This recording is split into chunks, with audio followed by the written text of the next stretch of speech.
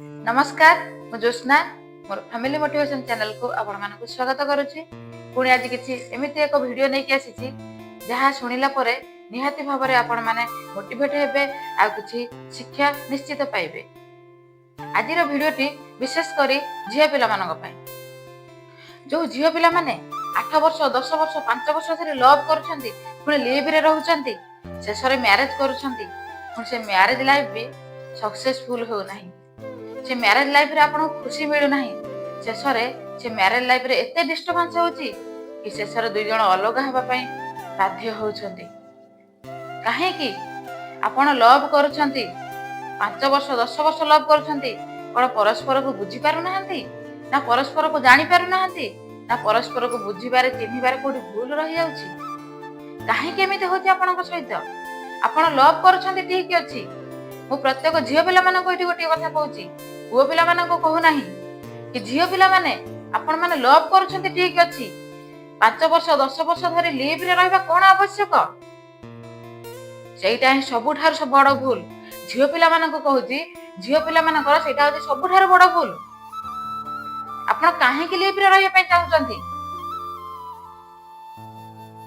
मते गोटे कथा कहंतु आपण मैरिज करंतु मैरिज पर स्वामी स्त्री रुहंतु। सबु झील मानक मोर अनुरोध कि मैरिज पूर्व कहा सहित भी लिव इन रे रुहंतु नाही। देखिबे जदि 5 वर्ष 10 वर्ष जन सहित लिव इन रे रहउचंती थरे चेष्टा कले केवल कथा हे कि आपन सहित जने 5 वर्ष 10 वर्ष 8 वर्ष से केते दिन पर्यंत आपन अपेक्षा करि पारुची। आ जो पिला आपन को केवल कथा वार्ता होई 5 वर्ष 10 वर्ष पर्यंत लव करि पारुची ना से ही होची प्रकृत भल पाइबा।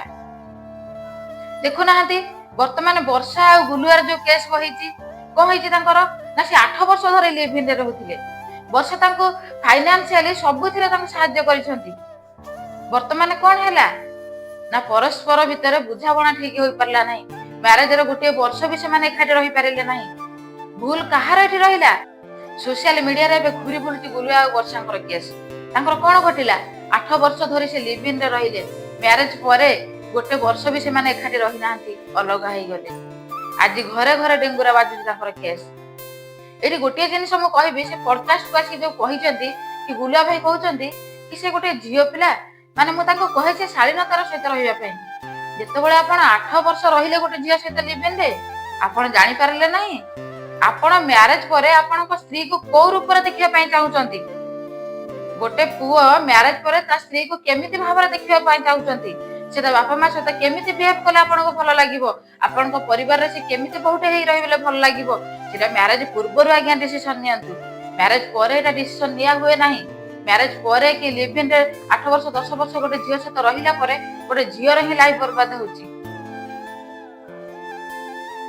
दुनिया जेते डेवलप करूना काहे कि दुनिया जेते आगो ना काहे कि आज भी सुदे गोटे झियो को माटी कलसी सहित तुलना करा जाउची गोटे पुओ को सुना कलसी सहित तुलना करा जाउची। आ गोटे जिनिस हम एठी कहि रखुची लव करंतु 5 वर्ष हो 10 वर्ष हो जदि भी लिव इन रे रहिले देखुचंती आपनकर मैरिज पूर्व डिस्टर्बेंस होउची। मैरिज पूर्व जदि भी डिस्टर्बेंस होउची आ आपण आगो को केबे भाबंतु नाही कि आपण मैरिज परे से पिला ठीक हे जिवो कि मैरिज परे से पिला बदली जिवो कि मैरिज परे से पिला मते भल पाइबो कि आगो को से बदली जिवो कि हम मैरिज परे हम संपर्क आगो को भल रे बढ़िबो कि हम सांसारिक जीवन भल रे कटिबो बोली सेटा आज्ञा केबे भी भाबंतु नाही।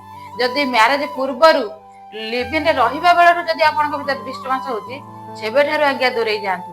सबु झियो मानन को मोर एटा गोटिए रिक्वेस्ट जदि मैरिज पूर्वरु आपन को लव भीतर डिस्टर्बेंस होउची ताले आपन केबे भी भाबंतु नाही कि मैरिज परे सेटा ठीक हेबो। जेतोले मैरिज परे से जिनसटा अधिक अधिक बढ़ी जीवो ना आपण सेतोले को कूलो को भी हे परिबे नाही। जदि मैरिज पूर्वर डिस्टर्बेंस होउची ताले सेबेठु ही से पिला ठारो दूरै जीवाटा भलो।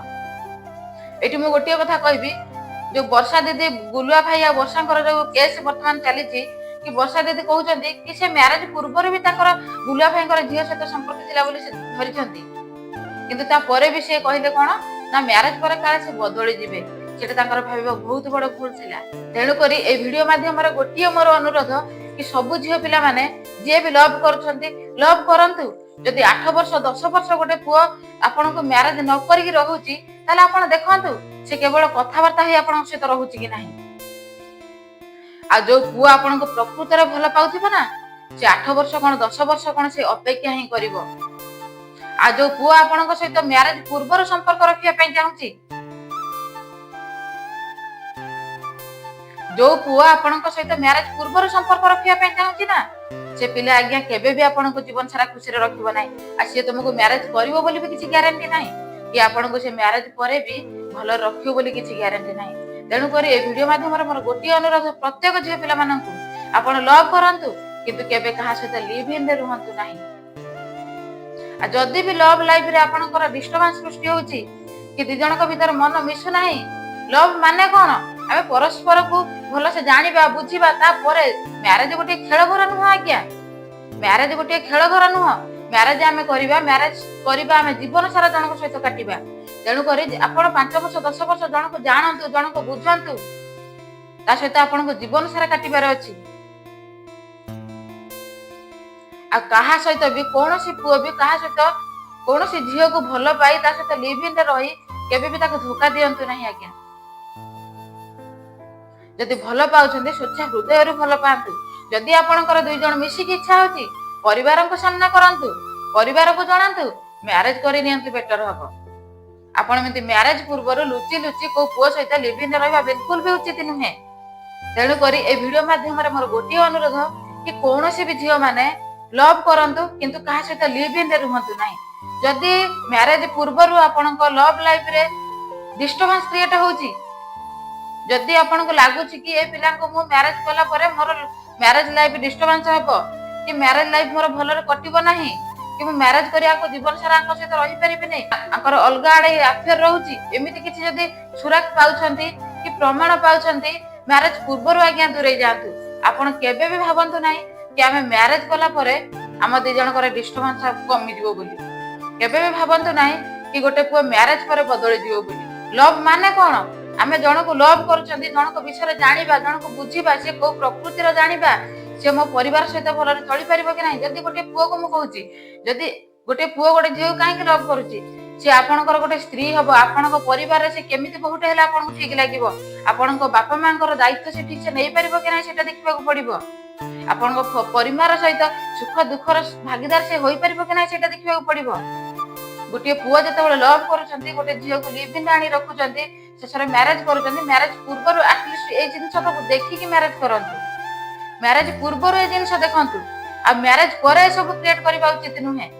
କାହିଁକି ନା ଜଣଙ୍କ ଲାଇଫ ଆଜି ଯଦି ଗୁଲୁଆ ଭାଇ କହୁଛନ୍ତି କଣ ନା ବର୍ଷାଙ୍କର ପୁଅ ପିଲା ଟାଇପର, ତାଙ୍କର ଝିଅ ପିଲା ଗୋଟେ ବହୁର ଶାଳୀନତା ନାହିଁ ତାଙ୍କ ପାଖରେ, ସେଇ ଜିନିଷଟା ଆପଣ ଯେତେବେଳେ 8 ବର୍ଷ ସାଙ୍ଗ ହେଇକି ରହିଲେ ନା, ସେଇ ଜିନିଷଟା ଦେଖିବା ନିହାତି ଜରୁରୀ ଥିଲା। ମ୍ୟାରେଜ ପରେ ଏସବୁ ଦେଖାଯାଏ ନାହିଁ। ଯଦି ମୋର ଭିଡିଓଟି ଆପଣମାନଙ୍କୁ ଭଲ ଲାଗିଥାଏ ତାହେଲେ ଲାଇକ୍ ସେୟାର କମେଣ୍ଟ କରିବାକୁ ବିଲକୁଲ ବି ଭୁଲିବେ ନାହିଁ। ରଖୁଛି, ନମସ୍କାର, ଜୟ ଜଗନ୍ନାଥ।